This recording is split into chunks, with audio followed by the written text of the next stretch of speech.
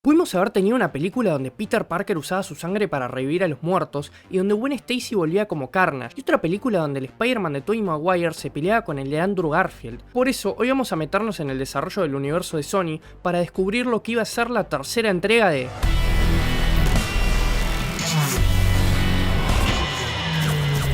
Pero antes de seguir con el video, me gustaría tomarme un momento para agradecerle al patrocinador de hoy, CyberGhost VPN, un servicio que yo usé varias veces y realmente lo recomiendo. Para que tengas una idea, al momento de subir este video, CyberGhost cuenta con más de 38 millones de usuarios en todo el mundo, y sin contar las miles de reseñas positivas que tienen en Trustpilot, esto ya los posiciona como uno de los VPNs más confiables de la actualidad.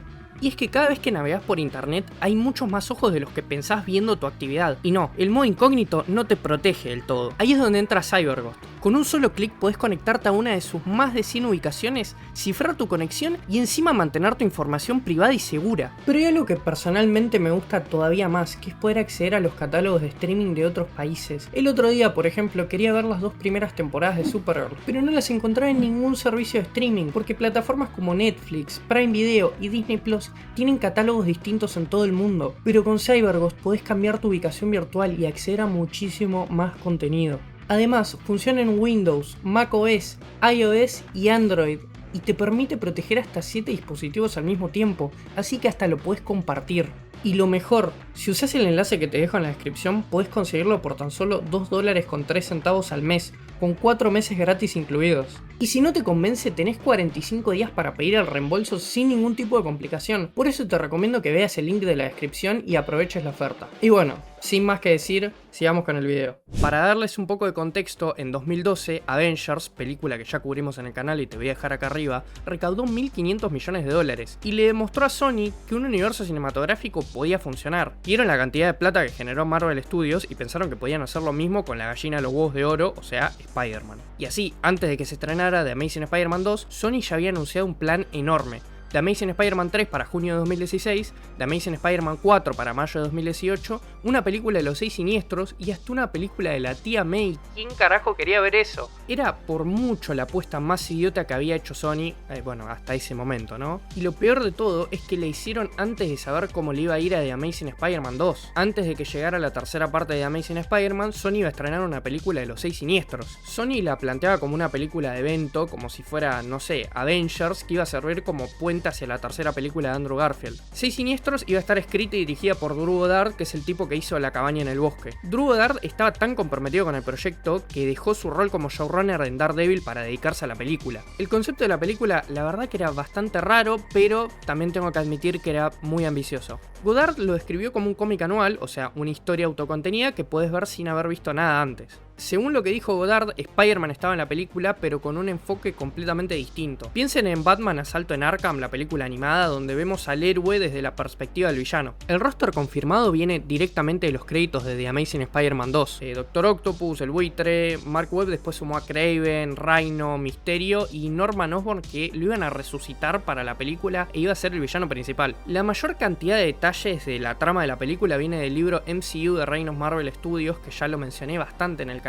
Y bueno, el guión de Goddard involucraba la Savage Land, la Tierra Salvaje, que es un territorio prehistórico que está en la Antártida. Andrew Garfield hasta tuvo reuniones con el director sobre la película y le encantó el concepto que tenía, por lo que podemos asumir que Spider-Man iba a ser bastante importante en la trama. Goddard medio que dejó la puerta abierta e hizo el guión para que pudiera funcionar con cualquier versión de Spider-Man sin atarse a la continuidad específica de Amazing Spider-Man. El casting que estaba manejando Sony para la película igual no tenía sentido, porque para roles dramáticos estaban Idris Elba, Frances McDormand, Bryan Cranston y Jackie Chan. Después, para aportar un poco de comedia, supongo, Chris O'Dowd, Michael Peña, Seth Rogen y Danny McBride. Creo que el que más destaca de todos los nombres en esta lista es Tom Hardy para Sandman, porque Sony quería robárselo a Marvel, que en ese momento lo tenía entre los candidatos para Doctor Strange. Supuestamente Sandman iba a ser el corazón de la película y los mails internos decían que literalmente iba a arrasar Londres al final como si fuera Godzilla. Después Felicity Jones, que había aparecido brevemente como Felicia Hardy en The Amazing Spider-Man 2, iba a retomar el papel de Black Cat y potencialmente ser una aliada y nuevo interés romántico de Peter. Pero, Los Seis Siniestros no era el único proyecto en desarrollo, porque Sony tenía una lista gigante, enorme de spin-offs que estaban pensados como para expandir el universo de Spider-Man y sacar plata por cualquier medida posible. El más avanzado de todos, después de Sinister Six obviamente, era Silver and Black, que era una película de Silver Sable y Black Cat juntas. Después Sony eligió separar los dos proyectos en dos películas individuales, pero bueno, ninguna de las dos se hizo. También había una película de Venom que la habían anunciado en diciembre de 2013, al mismo tiempo que Los Seis Siniestros, con Alex Kurtzman como director. No estoy hablando de la película de Tom Hardy, que está completamente desconectada del universo de Amazing Spider-Man, sino estoy hablando de un Venom que convivía directamente con el Spider-Man de Andrew Garfield. Según mails filtrados, el Venom de este universo iba a ser Flash Thompson, obviamente dejando la posibilidad de que se transforme en agente Venom el día de mañana. Y después había una película sin título con personajes como Spider-Woman, Silk, Spider-Gwen y Firestar. En total, Sony llegó a tener simultáneamente en desarrollo más de 7 proyectos distintos dentro de este universo, pero el problema es que todos dependían del éxito de Amazing Spider-Man 2. Bueno, no hace falta que les diga, chicos, ya todos sabemos cómo le fue a The Amazing Spider-Man 2. Entonces, a lo que vinimos. ¿Qué iba a ser exactamente de Amazing Spider-Man 3? Bueno, en esta película íbamos a ver a Peter completamente devastado por la muerte de Gwen, y en este punto la tía May le iba a sugerir el ir a un grupo de duelo. En este grupo iba a conocer a Mary Jane, esta se iba a abrir con él, y los dos iban a conectar por el trauma compartido. Ahora, en The Amazing Spider-Man 2 también había una escena eliminada que mostraba al padre de Peter, Richard Parker, vivo, y que su investigación sobre la genética de Peter tenía consecuencias mucho más profundas de lo que se asumía al principio. Casi con certeza les puedo decir que esto iba a tener un rol muy importante en The Amazing Spider-Man 3. Dennis Leary, que es el actor que interpreta al papá de Gwen, el Capitán Stacy,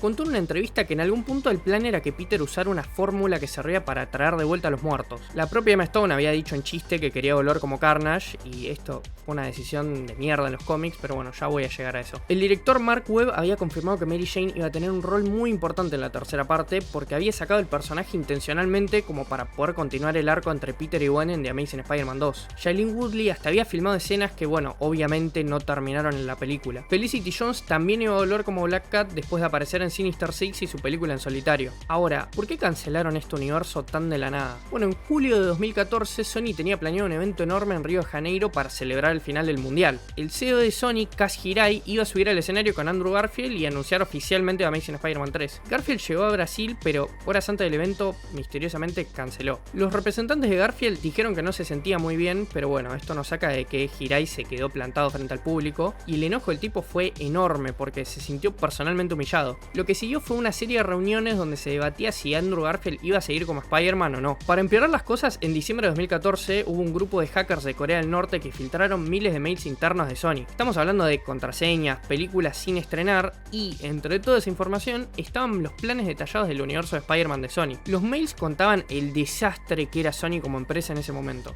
A causa del hackeo, la película de Los Seis Siniestros de Drew Goddard perdió financiamiento de un día para el otro, porque bueno, Sony tuvo que redirigir la plata para tratar de frenar el daño del hackeo. También se filtraron conversaciones sobre Andrew Garfield y, dato no menor, aparecieron mails que mostraban que Sony y Marvel estaban hablando de llevar a Spider-Man al UCM. Y en medio de todo ese quilombo estaba Gwen Stacy volviendo como Carnage. Emma Stone dijo 100% en chiste que quería volver como Carnage, pero la ejecutiva Hannah Minghella dijo que esto era algo a considerar seriamente para el futuro, porque podría ser realmente cool y sexy. Andás a ver qué carajo significa eso. Supuestamente Norman Osborn, usando la misma fórmula de resurrección de Peter, resucitaba a Gwen, pero Gwen volvía sin memoria y poseída por el simbionte de Carnage. Si bien esto pasa en el universo Ultimate, esto de que Gwen vuelve como Carnage, por si no saben, Carnage Ultimate como que le absorbe la energía vital y la mata, pero después la CIA termina creando un clon de Carnage con el ADN de Gwen. Me sigue pareciendo una locura tratar de hacer eso en el cine, más que nada porque en el cómic duró un pedo en la canasta esto. Estoy hablando de menos de 20 tomos, y después Ultimate Venom termina absorbiendo a Carnage, así que bueno. Pero no terminamos con las ideas malas. Sony quería poner en desarrollo una película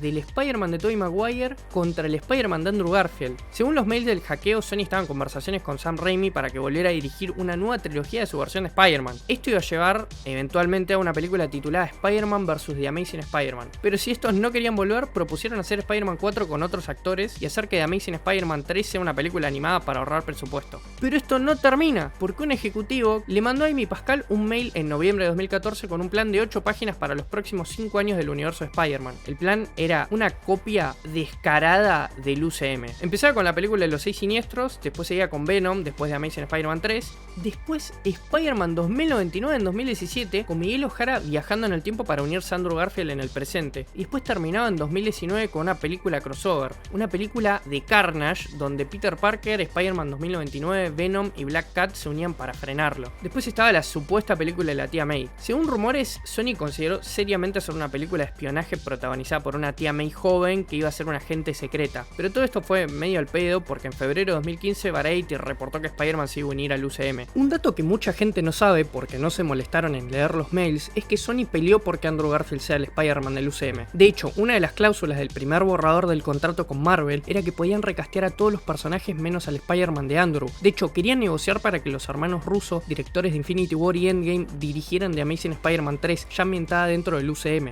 Tom Holland debutó como Spider-Man en 2016, que era justamente el año en el que se iba a estrenar The Amazing Spider-Man 3. En mi opinión, le dieron un trato pésimo a Andrew Garfield, y aún así, 7 años después tuvo su cierre como Spider-Man, que es mucho más de lo que pueden decir un montón de actores que interpretaron superhéroes. Así que, independientemente si vuelven Secret Wars o no, elijo quedarme con esto, la verdad. La pregunta que les dejo es esta: ¿Andrew Garfield se merecía terminar su trilogía? ¿Cuál de todas estas películas hubieras preferido ver? Díganme en los comentarios. Y no se olviden de hacer clic en el enlace en la descripción para acceder al descuento especial que CyberGhost VPN les da a los usuarios de mi canal. Esta aplicación protege tus datos mientras navegas y te da acceso total a todo el contenido bloqueado en internet por tan solo $2.03 al mes. Está totalmente libre de riesgos, así que probalo. Te dejo el enlace en la descripción.